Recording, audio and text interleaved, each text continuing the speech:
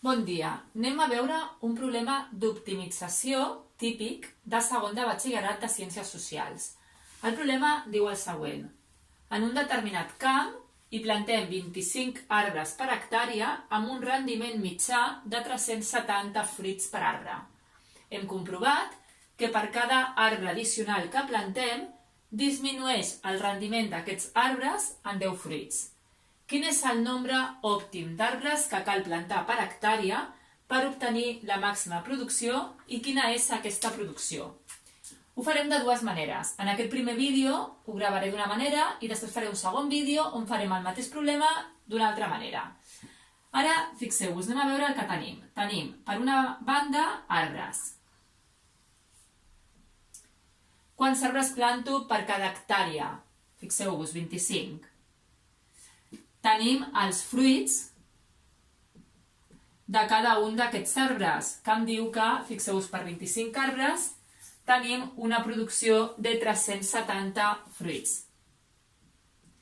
I per tant, la producció total per hectàrea, doncs si tinc 25 arbres i cada arbre té una producció de 370, doncs serà el producte de 25 per 370, que és 9.250.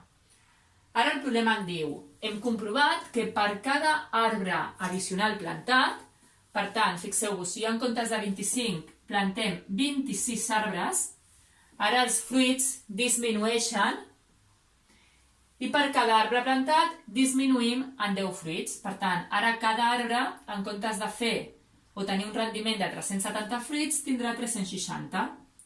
I per tant, la meva producció serà el producte de 26 per 360, que és 9.360, una miqueta més que l'anterior. De totes aquestes produccions hem de veure quina és la producció òptima, és a dir, quin és el màxim d'aquesta producció. Bueno, què podem fer? Doncs, per exemple, podem dir que X és els arbres addicionals que plantem.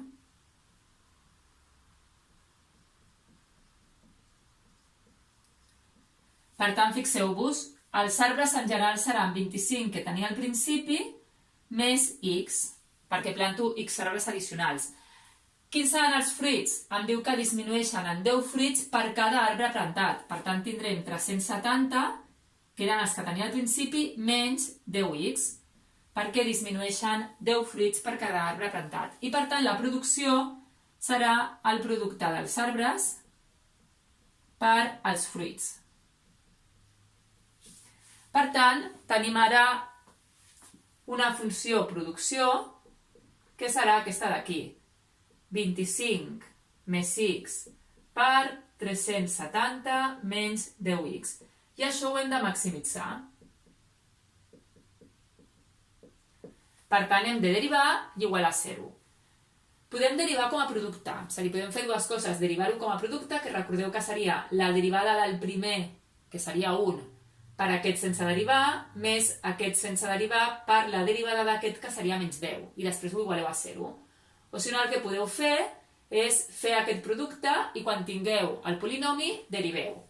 És a dir, si nosaltres fem aquest producte, fixeu-vos, si multiplico 25 per 370, són 9.250, menys 25 per 10x negatiu serà menys 250x, X per 370 més 370X, i per últim, X per menys 10X serà menys 10X al quadrat.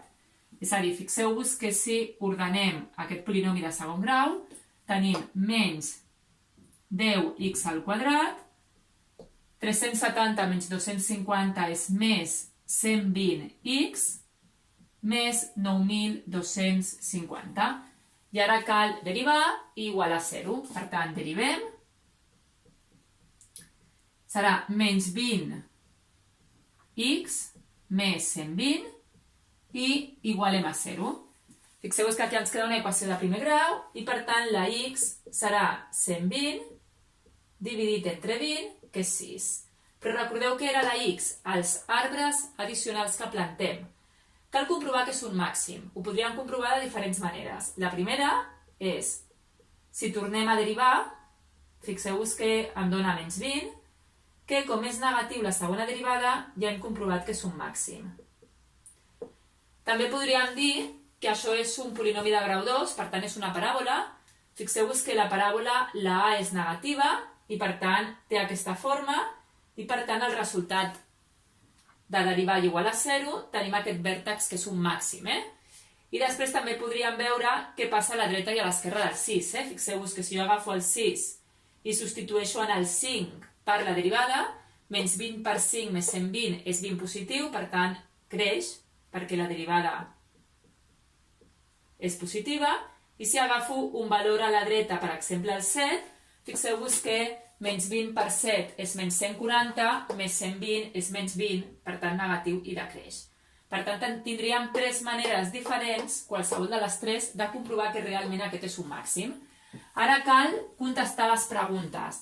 La pregunta era, quin és el nombre òptim d'arbres? Doncs fixeu-vos, com x és els arbres addicionals, ara els arbres que tenim, recordeu que era 25 més x. Per tant, tenim un total de 31 arbres. I quina és aquesta producció? Doncs anem a buscar els fruits de cada un d'aquests arbres, que serà 370 menys 10 per cada arbre addicional, per tant, menys 60, que això és 310 fruits per cada arbre. I per tant, tenim que la producció, aquesta producció màxima, doncs evidentment és el producte d'arbres per fruits, és a dir, multipliquem 31 per 310 i això ens dona 9.610 fruits. Per tant, tenim que la producció màxima és aquesta. Fixeu-vos que també podíem haver substituït directament el 6 aquí a la producció. És a dir, si jo substitueixo per 6 aquí o aquí, m'hagués donat el 9.610. I aquesta seria la primera manera de fer el problema.